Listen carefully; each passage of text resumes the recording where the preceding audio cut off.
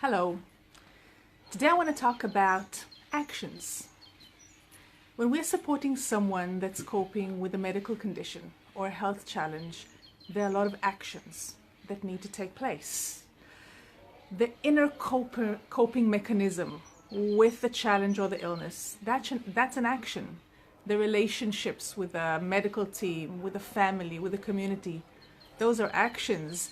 Changing habits, changing the way we do things to create a healthier lifestyle, those are all actions. Now, if we try to change actions simply by implementing other actions, the chances we're going to get stuck. Because here's the thing. People don't get stuck because they don't know how to do things. If they don't know how to do things or what actions to change or what new actions to implement, they can go on Google and check, or they can ask other people. People don't get stuck because they don't know the how. People get stuck because they don't believe that they can, or because they have a state of mind of scarcity rather than a state of mind of abundance. And a state of mind of abundance is a state of mind of possibilities. What else might be possible for me? How can things be done in a different way? How can I do things in a completely new way? What else is out there? That's a state of mind of abundance.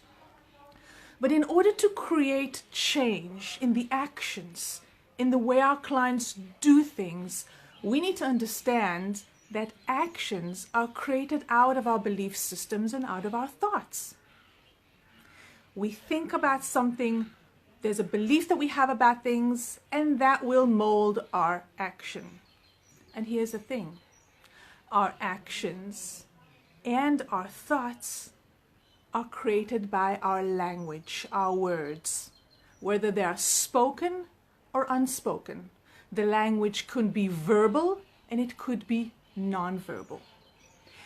And the language we use, the words we use to talk about illness, to talk about health, to talk about change, to talk about ourselves, to talk about the world, these are the words, this is the language that's going to create our thoughts, and it's going to create our belief system, and those are going to create our actions. There's a strong cultural element to our words, and there's a strong cultural element to health and illness. And culture can be our family, it can be our environment, can be our co-workers, it can be our peers, it can be the geographical area we live in.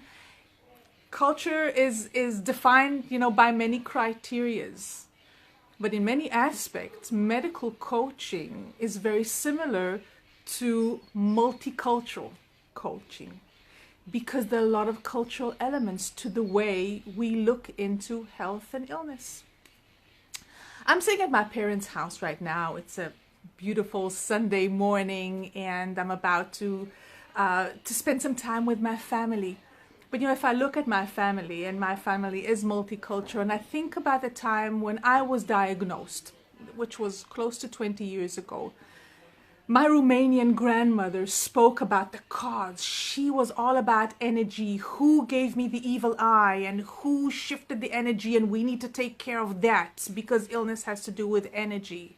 My Polish grandfather was all about food. He was there to feed us, to make sure that I have enough food and everything is sorted around me.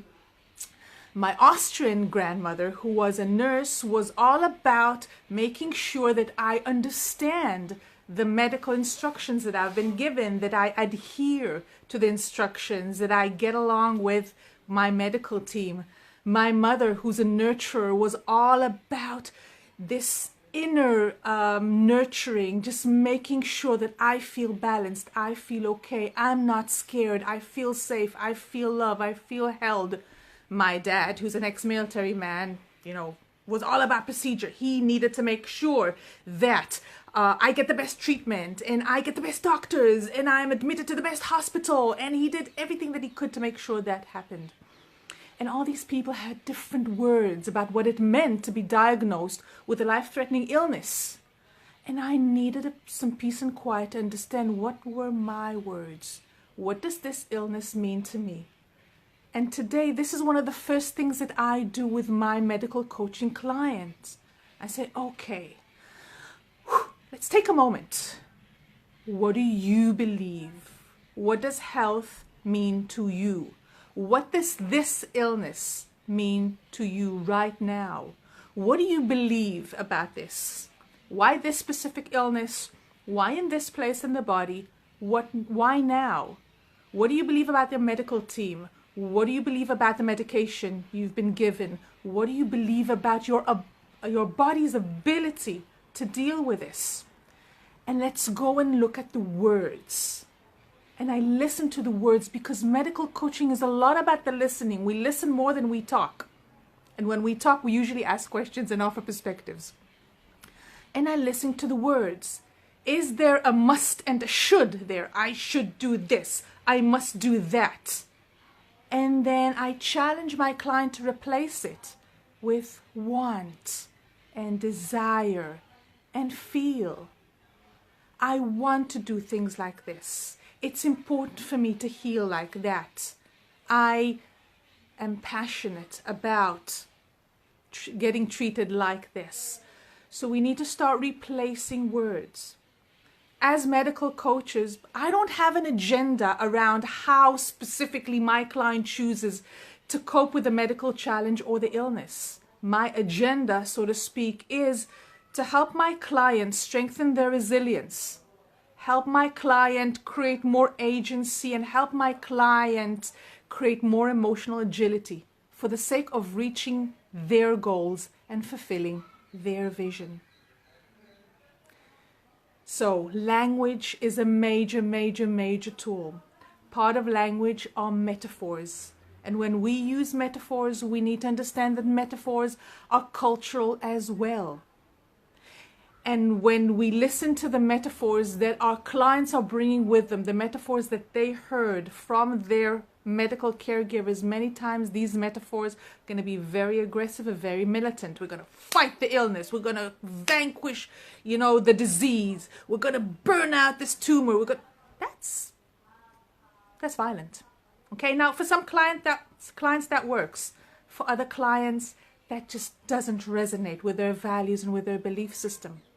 Remember that an illness happens in our most intimate space, our body.